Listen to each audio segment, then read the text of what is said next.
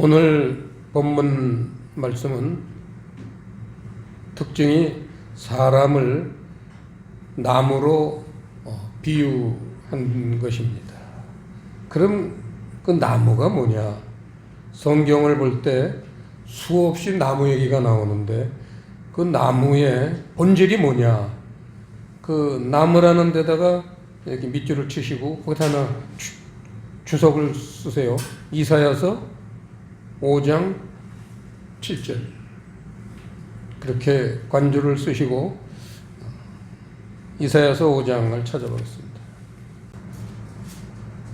5장 7절 제가 보겠습니다. 대저 만군의 여호와의 포도원은 이스라엘 족속이요 그의 기뻐하시는 나무는 유다 사람이라. 그들에게 공평을 바라셨더니 도리어 포악이요 그들에게 의로움을 바라셨더니 도리어 부르짖음이었도다. 이 말씀입니다. 여기서 그 나무는 이스라엘 족속이요 유다 사람이다. 하나님 백성이다 이거죠. 하나님의 자녀를 성경에서는 하나님께서 나무로 비유를 하셨다는 겁니다. 그런데 그 7절에는 아주 중요한 단어가 2개가 나옵니다. 그렇게 그 사람을 나무로 비유하신 목적이 나무는 뭐를 맺죠? 열매를 맺어요. 이거예요. 사람도 태어나면 반드시 열매를 맺어야 돼요. 그래서 나무로 비유를 하는데 2가지 열매가 꼭 있어야 돼요. 거기 7절에 나오지만 공평. 이 공평이라는 단어는 우리 교회 표어죠. 표. 그래서 칠판엔 쓰지 않았지만 이 공평이라는 단어는 미시파트예요. 미시파트. 진리입니다. 미시파트가 신약에 오면 진리로 이렇게 표현이 됩니다. 공평과 그 다음에 의로움. 이 의로움이라는 단어는 칠판에 보시면 체다카 라는 단어입니다. 의. 이게 이제 신약에 오면 사랑이죠. 그래서 하나님이 사람들을 만드신 목적이 진리와 사랑을 깨달아라. 이게 그 나무로 비유를 하시는 그런 이유입니다. 그 다음에 찾아보진 않겠지만 여러분들이 너무나 잘 아시는 요한복음 15장에는 나는 포도나무여 너희는 가지니 해서 우리가 포도나무의 가지. 그러니까 가지라는 거는 나무에 붙어 있어야지 살지. 가지가 떨어지면 죽죠. 그래서 이제 예수님한테 붙어라. 붙어 있어라. 그걸 이제 나는 포도나무여 너희는 가지다 해서 결국은 가지도 포도나무의 일부니까 그것도 우리 나무, 사람을 나무로 표현하는데 그 가지가 하나님이 기뻐하시는 이유는 포도나무는 열매를 못 맺어요. 근데 누가 열매를 맺어요? 가지가 열매를 맺습니다. 이게 하나님의 놀라운 섭리죠. 하나님이 사람들을 만들고 열매는 하나님이 다 맺으신다 그러면 사람들은 쓸모가 없잖아요. 꼭두각시잖아요. 그런데 하나님은 자기는 포도나무지만 열매는 너희들만 맺는다 해서 사람들이 하나님 대신 열매를 맺어야 되는 그러한 존재다. 그게 이제 요한복음 15장 포도나무의 비유의 핵심이죠. 자, 그래서 이제 이 창조의 목적이죠. 그게 이사야서 5장 7절은 하나님의 백성들의 창조의 목적을 우리가 살펴봤습니다. 자, 그러면서 오늘 본문으로 돌아가면요. 2 종류의 나무로 사람을 표현을 했는데 하나는 사막의 떨기나무 6절에 나오죠. 또 하나는 8절에 물가에 힘기운 나무 이 두 가지 나무군이 나옵니다. 그래서 그거를 오늘 자세히 살펴보겠습니다. 첫째로 사막의 떨기나무는 뭐냐? 이 떨기나무는 우리나라에는 이제 없습니다. 그래서 이거 읽어도 이걸 봐도 현실감이 별로 안 납니다. 이렇게 생각하시면 돼요. 잎이 변해서 가시가 된 나무. 예를 들겠습니다. 우리나라에서 가장 흔한 나무가 누가 심지 않아도 저절로 나고 막 번식력이 강한 아카시아 나무라고 있어요. 여러분 봄에 다니면은 사방에 아카시아 나무 그리고 또 그 꽃 피는 거 보잖아요. 이 아카시아 나무에 이파리는 없고 이파리만 없으면 뭐가 있어요? 가시만 있죠. 아카시아 나무에 이파리가 없는 아카시아 나무를 생각해 보세요. 그게 떨기나무예요. 저는 젊었을 때 중동의 사우디아라비아에 4년 동안 가서 근무한 적이 있습니다. 그럴 때 거기 주말에 사우디아라비아는 회교 국가라 금요일이 그 사람들은 휴일입니다. 안식일입니다. 금요일이면 저는 어김없이 할 것도 없으니까 금요일은 일을 안 하고 쉬는 날이니까 무조건 차 타고 사막으로 나갑니다. 사막에 나가면은 그 목동들이 양도 키우고 또 와디라고 있어요. 와디라는 거는 옛날엔 개울이었는데 지금은 물이 흐르지 않는 마른 개울, 마른 골짜기를 와디라고 그 사람들이 표현하는데 그래도 거기가 지대가 낮기 때문에 습기가 있어요. 그래서 사막엔 풀이 하나도 없는데 그 와디에 가면은 풀도 많고 나무들이 나요. 그 나무가 바로 이 가시만 있는 이 떨기나무. 전 떨기나무를 수없이 봤습니다. 그 떨기나무 밑에 사진 찍어가지고 가족에게 보내게 되고 그랬죠. 떨기나무를 잘합니다. 잎이 없어요. 가시밖에 없어요. 그리고 특징이 뭐예요? 열매를 그래서 못 맺어요. 왜냐면 이파리가 여러분 학교 다닐 때 배웠잖아요. 탄소 동화작용은 잎이 하잖아요. 햇빛을 받아가지고 탄소 동화작용을 해야지만 그게 양분이 돼서 열매를 맺는데 잎이 없으니까 아예 열매가 없는 거예요. 그게 사막의 떨기나무. 열매를 맺지 못하는 사람. 그거를 떨기나무라고 그렇게 표현했습니다. 그 떨기나무를 가장 그런 원인이 뭐냐, 그런 저주받은 모습의 나무가 된 원인이 뭐냐가 5절이 오늘 가장 중요한 부분이죠. 5절에 보면 그 떨기나무가 된 원인이 사람을 믿으며 혈육으로 그 권력을 삼고 마음이 여호와께서 떠난 사람, 이겁니다. 그래서 사람을 믿으며, 이거는 사람을 믿는다는 거는 인본주의입니다. 인본주의. 그 인본주의에 반대되는 말이 신본주의죠. 인본주의는 사람 중심으로 사는 것, 신본주의는 하나님 중심으로 사는 것. 사람을 믿으며 인본주의로 살며, 그러면 인본주의로 사는 사람은 당연히 혈육으로 그 권력을 삼죠. 여기서 혈육이라는 단어 아주 중요한 단어죠.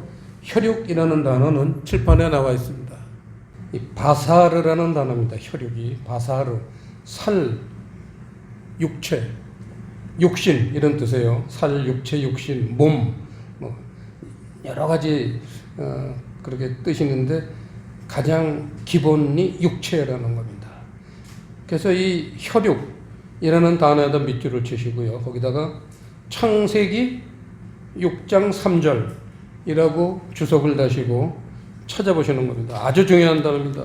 하나님이 노아 시대에 사람들이 타락을 했을 때 홍수를 내려서 다 죽여버렸죠. 엄청난 비가 40일 동안 와가지고 다 죽었어요. 노아의 가족 빼놓고는 다 죽었어요. 그런 그 엄청난 홍수 심판한 원인이 이 바로 창세기 6장 3절. 이렇게 설 때 하나님이 가장 화내시는 부분이죠. 창세기 6장 3절 합독하시겠습니다. 여호와께서 가라사대 나의 신이 영원히 사람과 함께 하지 아니하리니 이는 그들이 육체가 됨이라. 그러나 그들의 날은 120년이 되리라 하시니라. 여기서 성령께서 아주 사람을 떠나는 그러한 일이 생긴다는 거예요. 우리는 늘 성령과 함께하고 성령 충만하길 기도하잖아요. 그런데 성령님이 아무리 기도를 많이 하는 사람도 이런 사람들하고는 사람과 함께하지 아니한다. 어떤 사람이냐? 육체. 여기 육체라는 단어가 바로 바사르예요. 바사르. 육체가 되는 것. 이게 하나님이 가장 싫어하시는 사람의 모습이에요. 육체가 되는 것. 자, 우리 몸은 세 가지로 구성이 되어 있죠. 육. 그런데 뭐죠? 그렇죠. 영, 혼, 육. 사람은 영, 혼, 육으로 되어 있어요.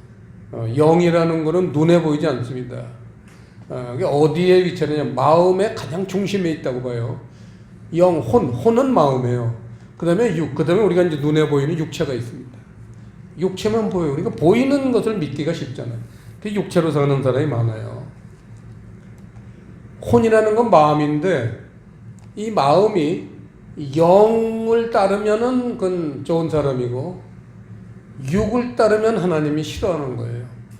그래서 사람이 그 마음이 어느 걸 선택하는 건 사람의 자유예요. 하나님은 사람을 만드실 때 자유 의지를 주셨어요. 네 마음대로 선택해. 창세기에서도 생명나무를 먹을 거냐, 선악을 알게 하는 나무를 먹을 거냐, 그 선택은 사람이 하는 거예요. 똑같은 거예요. 지금도 영을 택할 거냐, 육을 택할 거냐, 이거는 사람이 선택해요.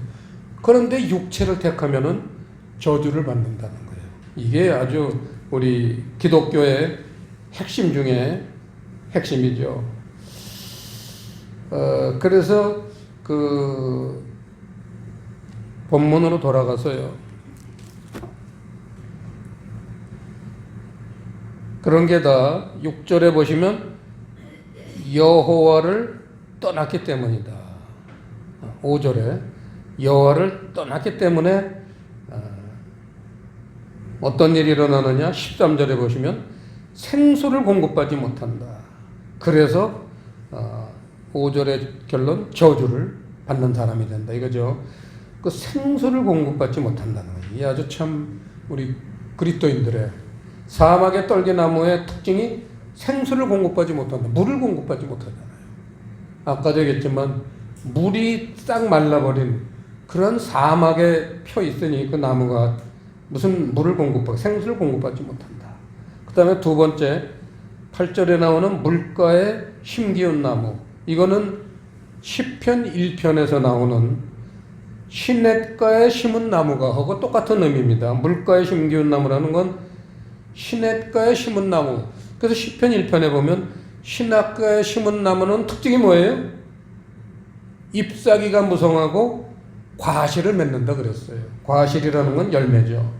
그래서 잎사귀하고 열매가 있는 게 시냇가에 심은 나무, 시편 1편에서 우리에게 가르쳐 주시는 말씀인데, 그 잎사귀하고 과실이 아까 이사야서 5장 말씀하시듯이 진리와 사랑이죠. 진리와 사랑의 열매를 맺어라. 이거를 성경 맨 끝에서도 강조했습니다. 계시록 22장, 성경의 맨 끝이죠. 계시록 22장 보겠습니다.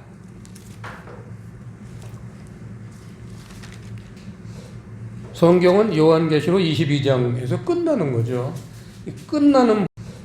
성경은 요한계시록 22장에서 끝나는 거죠. 끝나는 부분에 421페이지 신약성경 421페이지 요한계시록 22장 1절 2절을 보려고 합니다. 자, 1절에 보면요. 또 저가 수정같이 맑은 생명수의 강을 내게 보이니 하나님과 및 어린 양의 보좌로부터 나서 2절 합독하시겠습니다. 길 가운데로 흐르더라. 강 좌우에 생명나무가 있어 12가지 실과를 맺히되 달마다 그 실과를 맺히고 그 나무 잎사귀들은 만국을 소송하기 위하여 있더라. 이겁니다. 창세기를 보면은 생명나무로 시작해요. 성경은 생명나무로 시작합니다. 시작해서 계시록 22장 성경은 생명나무로 끝나는 거예요. 생명나무가 성경의 주제입니다. 그 생명나무의 특징은 잎사귀와 실과 열매라는 거예요. 그런데 거기서 잎사귀를 특별히 우리한테 소개를 했습니다. 잎사귀들은 만국을 소송하기 위하여 있더라. 이게 만국이라는 건 이 수많은 나라라고 일반적으로 만국은 만 가지 나라니까 수많은 나라라고 세상에서는 그렇게 가르치지만 성경에서 만국이라는 거는요 우리 온 몸이에요. 온 몸. 우리 온 몸이 만국이에요. 우리 몸이 나라기 때문에. 우리 몸이 하나님 나라잖아요. 근데 여러 그런 부분들로 구성되어 있기 때문에 만국이라고 부릅니다. 이 만국은 우리 몸이에요. 우리 몸을 소송하기 위해 있다는 거. 잎사귀가 진리의 말씀은 우리를 소송하기 위해 있다. 그래서 소송하다라는 단어가 중요하겠죠. 칠판에 보시면요. 두 번째,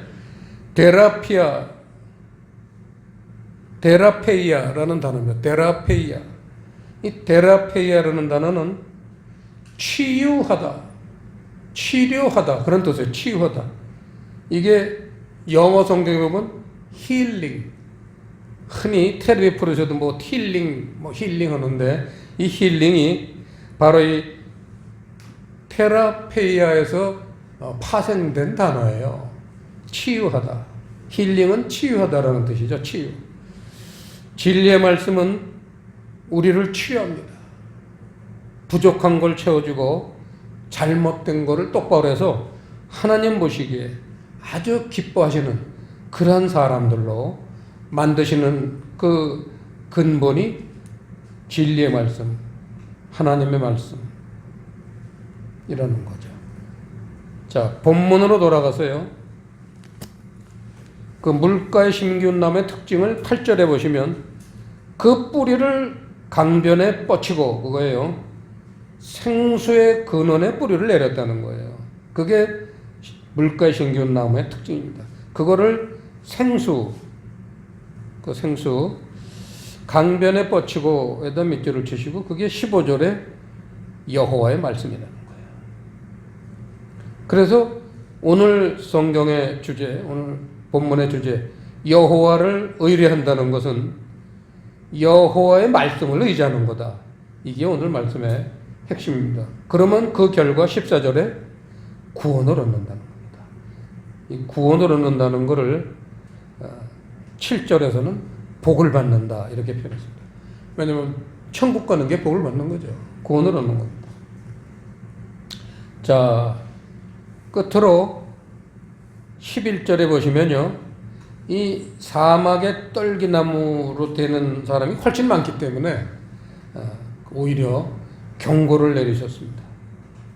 이 물가에 심긴 나무가 되는 사람은 몇 안 돼요.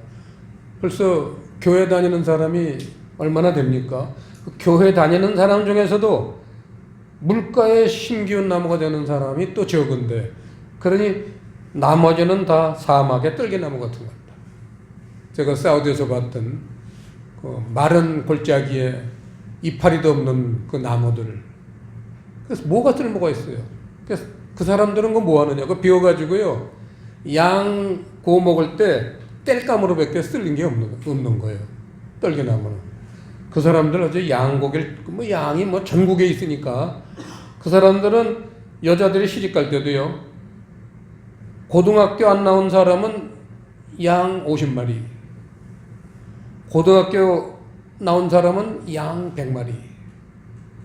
그 이상의 학력이 있는 사람은 양 200마리 이상. 이렇게 양으로 돈을 줘야지만 여자를 데려올 수 있어요. 지금도. 사우디아라비아는 여자를 돈으로 삽니다. 양 한 마리에 50만 원이라고 치면 50마리면 2,500만 원이에요. 돈 2,500만 원이 없어서 평생을 결혼 못하고 그저 양이나 남의 집 양이나 키우는 목동으로 사는 사람이 굉장히 많습니다. 사우디. 석유가 많이 나고 굉장히 부자 나라 같지만 그거는 왕족이 돈은 다 나눠 갖는 거고 또 동사무소 가서 그 왕족에게만 석유 판 돈이 나오기 때문에 그걸 동사무소를 통해서 조금씩 줘요. 생활비를 굶어 죽지 않게. 그 사람들은 장가 가지 못하는 사람이 사우디아라비아 청년 중에 반입니다. 반은 그저 평생을 들여나가서 남의 집 양이나 치우고 사는 거예요. 전 그 목동도로 가서 대화를 많이 해봤습니다. 사우디 말을 제가 잘 못하지만 그냥 손짓 발짓 영어 뭐 막 섞어가면 사우디 말도 조금 배운 거 섞어가면서 대화를 이렇게 했습니다. 얼마나 불쌍한지요. 평생 결혼을 못해요. 자, 그런 그 사막의 떨기나무를 11절에 보시면 뭐라고 비유했느냐? 불의로 치부하는 자, 자고새라고 표현했어요. 자고새.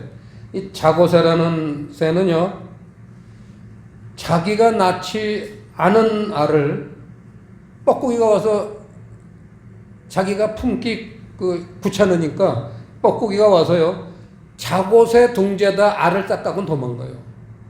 그러면 와 보지도 않아요. 그러면 자고새는 자기 알인지 알고 자기도 알을 땄죠. 알을 한두 세 개 땄을 텐데 거기다가 그 뻐꾸기가 쓱 자기 알을 또 한 두세 개 낳는 거예요. 그 자고새는 그 알 대여섯 개를 품어가지고 이제 나중에 알이 깨지면서 새끼가 나오면 뻐꾸기 새끼는 누가 시키지 않아도 다 날아가 버려요. 자기 부모한테 가는 거죠. 이거를 자고새. 그러니까 자고새가 참 바보 같으면서도 어리석은 새죠. 자고새가 낳지 아니한 알을 품은 것 같다고 그러는 거예요. 그럼 낳지 아니한 알이 뭐예요? 그 11절 시작이 불의로잖아요. 불의로 치부하는 자. 의가 없는 사람. 의가 없는 사람인데 낳지 아니한 알. 그게 의예요. 의는 사랑이라고 그랬죠. 사랑이 없는 사람인데 겉으로는 하나님 자녀인 척, 의로운 척, 사랑이 있는 척, 이런 인간들이 오늘날 교회 다니면서 하나님이 그 사람 별명을 자고새다. 왜냐? 네가 이 다음에 아무리 네가 척을 많이 하지만 네가 사랑이 있다, 의롭다 한 게 다 날아가 버린다는 거예요. 자기 게 아니니까. 그러니까 천국 못 간다 그거죠. 그걸 여기서는 중년에 그것이 떠나겠고 필경은 어리석은 자가 되리라. 천국 못 간다 이거죠. 자, 여러분들은 자고새가 되겠습니까? 물가에 심기운 나무, 하나님 말씀을 여러분들의 신앙의 뿌리를, 하나님 말씀의 뿌리를 받고, 그리고는 그 말씀을 통해서 구원도 받고 치료도 받고 그러면서 평생을 여호와를 의뢰하는, 여호와의 말씀을 의지하는 그런 사람이 되시겠습니까? 기도하시겠습니다. 아버지 하나님, 오늘 예레미야서 17장 사막의 떨기나무와 물가에 심기운 나무 두 가지 비유를 통해서 우리가 어떻게 살아야 되는지 더욱 우리 마음을 결단을 내리게 하시고 확신을 갖게 해주시니 감사드립니다. 우리가 한 사람도 빠짐없이 전부 물가에 심기운 나무를 추구하고 잘 성취해 나가는 귀한 자녀들이 되게 해 주시옵소서. 감사를 드리오며 예수님 이름으로 기도드리옵나이다.